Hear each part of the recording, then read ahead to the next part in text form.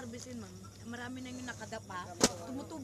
Mag-aalas 7 na kagabi pero patuloy ang pag-aani ng tanim na mais ng mga magsasaka sa barangay Carulay at Tiaga, Isabela. Minamadali nilang anihin ang mga ito para hindi masira ng bagyong Paulo. Isinasakay sa truck ang mga sako-sako na aning mais ng mga magsasaka.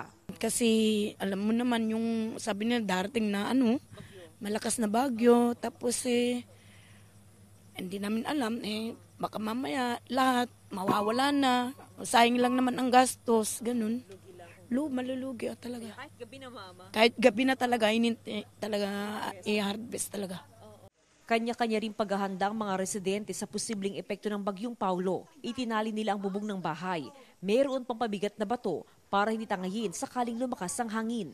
Ang ilang residente naman, nakahanda na ang mga gamit sakaling tumaas ang tubig sa ilog at kailanganing lumikas. Isa ang bayan ng Etiaga sa mga posibleng dadaanan ng bagyong Paulo.